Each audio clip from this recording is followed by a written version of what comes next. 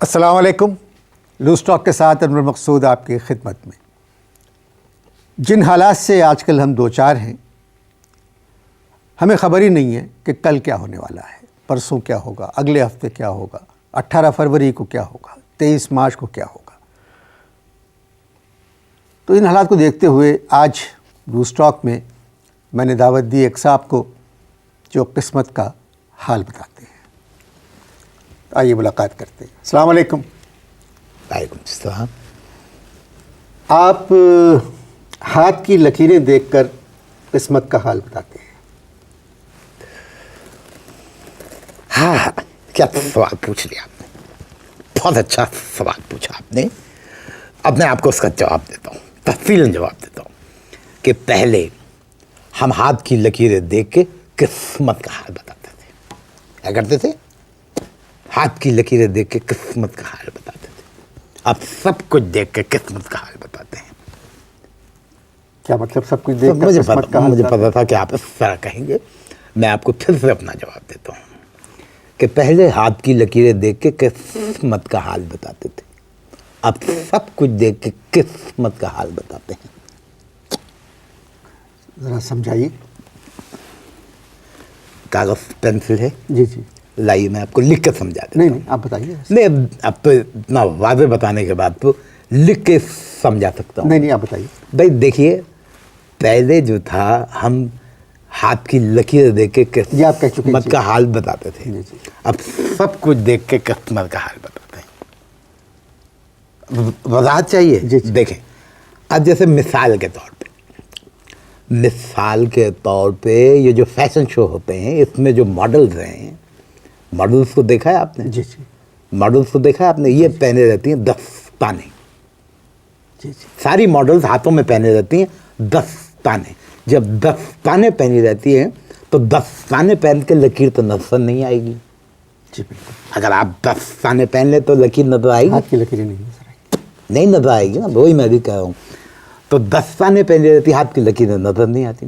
ابھی تھوڑے دن پہلے اسلام آباد میں ایک فیشن شو تھا، اور فیشن شو جو تھا وہ جو زلزلہ زدگان تھے نا، ان کی امداد کے لیے منعقد کیا گیا.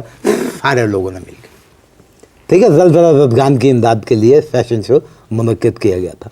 وہاں کی ماڈل نے جو کپڑے پہنے ہوئے تھے وہ دیکھ کے تو ایسا لگ رہا تھا جیسے اسلام آباد میں کپڑوں کی ہڑتال ہے.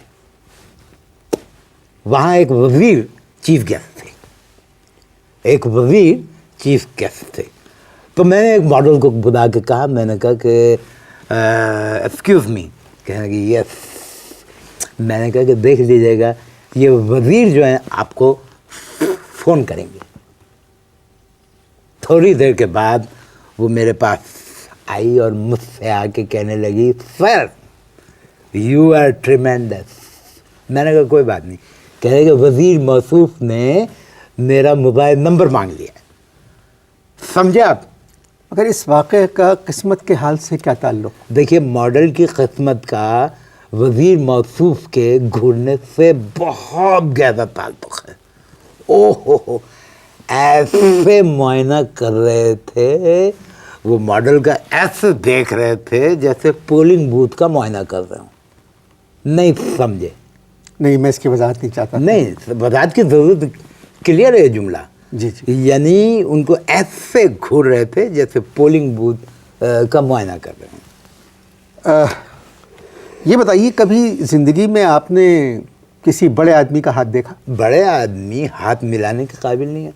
سنو، تم تو ہاتھ دیکھنے کی بات کر رہے ہو، بڑے لوگ تو ہاتھ ملانے کے قابل نہیں ہیں. یہ علم آپ نے کہاں سے سیکھا؟ یہ ہماری ساری فیملی میں ہے، دادا سے سیکھا. آپ کا تعلق نجومیوں کے خاندان سے؟ نہیں، یہ کنفیوژن ہے. ہمارا تعلق جو ہے وہ پہلوانوں کے خاندان سے، پہلوانوں کے خاندان سے ہے. کیا مطلب؟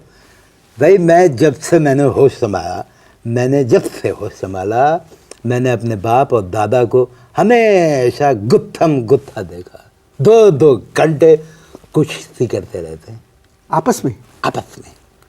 کیوں؟ ہمارے جو دادا تھے، دادا جس سے تیسری کرنا چاہتے تھے، میرے والد نے اس سے پہلی کر لی. بس دادا کو جب بھی موقع ملتا تو دادا جو ہے وہ ایک میرے ابا کو دھوبی پاٹ لگا دیتے تھے. میرے دادا جو تھے وہ صحیح آدمی نہیں تھے, کیونکہ جس وقت ان کا انتقال ہوا تو کاندھا دینے کے لیے 4 آدمیوں کو پیمنٹ کرنا پڑی. صحیح بات یہ ہے. آپ کے والد بھی ہاتھ دیکھتے تھے؟ نہیں, میرے والد جو ہیں ستاروں سے قسمت کا حال بتاتے ہیں. ستاروں سے قسمت کا حال, یہ علم انہوں نے کس سے سیکھا؟ یہ علم سیکھا نہیں جاتا, یہ علم خود بخود آ جاتا ہے. اصل میں ابا کا پلس پوائنٹ یہ تھا کہ میری جو والدہ ہیں ان کا نام تھا مشتری. آپ کی والدہ کا نام مشتری تھا. آپ اتنا سچ کیوں بول رہے ہیں؟ اس لیے کہ جھوٹ بول بول کے بہت مال کما چکے.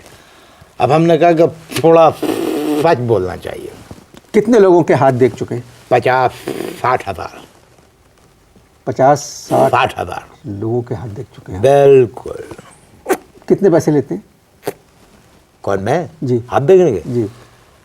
لیڈیز یعنی عورت ہے تو اس سے 25 روپے, مرد سے 50 روپے, اور اگر بندہ نہ مرد ہے نہ عورت تو اس سے 100 روپے.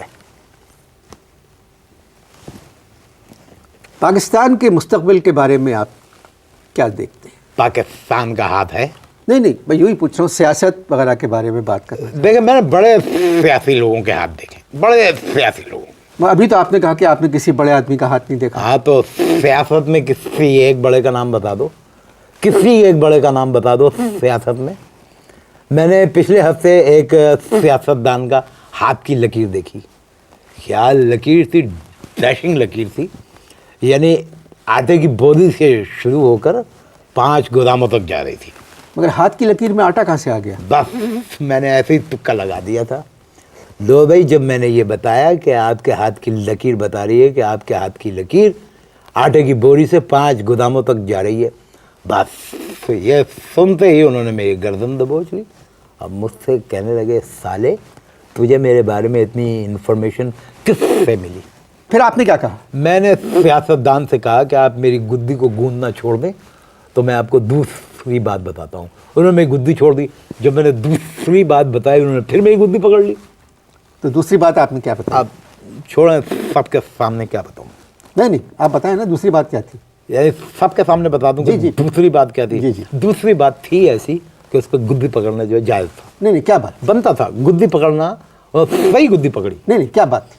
میں نے ان سے کہا کہ یہ جو آپ کی ہاتھ کی لکیریں ہیں یہ ساری ہتھیلی پہ سے چل کے انگوٹھے کے اوپر جہاں آ کے جمع ہو رہی ہیں وہاں ایک گولا سا بن رہا ہے, اور وہ گولا اشارہ کر رہا ہے دوسری بات کی طرف کہ 2 پوشیدہ کام ایک ساتھ نہیں چل سکتے. یہ سنتے ہی انہوں نے پھر میری گدی پکڑ لی. مجھ سے کہنے لگے کون سے 2 پوشیدہ کام؟ میں نے کہا یا تو آپ آٹا پوشیدہ رکھیں یا پھر آپ پوشیدہ بیماری کا علاج کروائیں. مجھ سے کہنے لگے, سالے وہ حکیم جو ہے میرے دوست ہیں اور میں ان سے ملنے کے لیے گیا تھا. تو آپ نے انگوٹھے پہ جو گولا بنا ہوا تھا وہ دیکھ کے کیسے معلوم کر لیا کہ یہ 2 پوشیدہ کام ایک ساتھ کرنا ہے؟ میں کیسے معلوم کرتا؟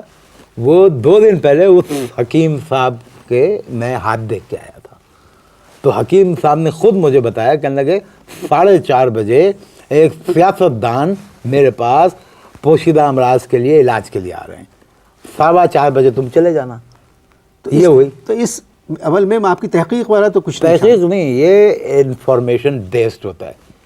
ساری انفارمیشن جمع کرنے کے بعد پھر ہم بتاتے ہیں, جتنی کریکٹ انفارمیشن ہوگی اتنی کریکٹ جو ہے بات بتائیں گے.